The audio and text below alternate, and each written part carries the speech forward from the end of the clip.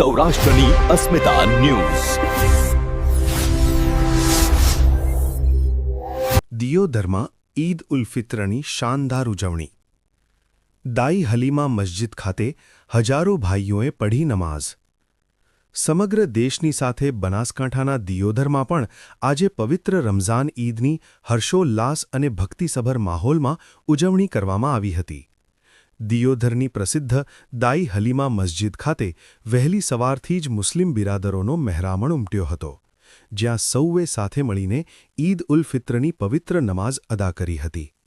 કોમી એકતા અને ભાઈચારાની ગૂંજ। ઈદની વિશેષ નમાઝ બાદ મૌલવી સાહેબ દ્વારા વિશેષ દુઆ કરવામાં આવી હતી। આ પવિત્ર પ્રસંગે ખાસ કરીને દેશમાં શાંતિ, અમન અને ભાઈચારો જળવાઈ રહે તથા હિન્દુ મુસ્લિમ એકતા વધુ મજબૂત બને તે માટે પ્રાર્થના કરવામાં આવી હતી। મસ્જિદ પરિસરમાં ગૂંજતી આ દુઆઓએ કોમી એકતાનો સુંદર સંદેશ પાઠવ્યો હતો। પવિત્ર રમઝાન માસના કઠિન રોઝા પૂર્ણ કર્યા બાદ આજે ઈદના પર્વે લોકોમાં ભારે ઉત્સાહ જોવા મળ્યો હતો। નાના બાળકોથી લઈને વડીલો સુધી સૌ કોઈ નવા વસ્ત્રો સજીને મસ્જિદમાં ઇબાદત માટે પહોંચ્યા હતા। નમાઝ પૂર્ણ થયા બાદ તમામ બિરાદરોએ એકબીજાને ગળે મળીને ઈદ મુબારક પાઠવ્યા હતા અને મીઠાઈ ખવડાવી મોં મીઠું કરાવ્યું હતું।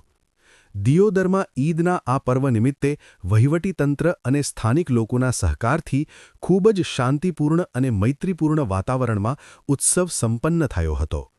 આ પર્વે સાબિત કર્યું કે તહેવારો માત્ર ઉજવણી નથી, પરંતુ પરસ્પર પ્રેમ અને માનવતાના દર્શન કરાવતું માધ્યમ છે।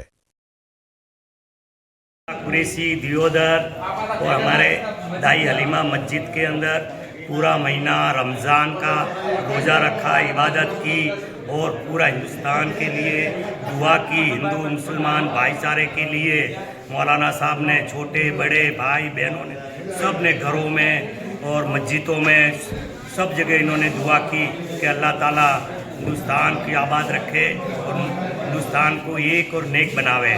हिंदुस्तान के लोगों के लिए जितने भी लोग हैं हिंदुस्तान में, सब के लिए हम ये दुआ कि अल्लाह ताला सबको, तमाम हिंदुस्तानियों को सलामत रखे और आपस में हिंदू मुस्लिम सबको भाईचारा बने रहने की तौफीक अता फरमाए। बस हम यही दुआ किए हैं कि अल्लाह ताला तमाम हिंदुस्तानियों को सलामत रखे, आबाद रखे और सब मिलजुल करके रहने की कोशिश किया करें। इस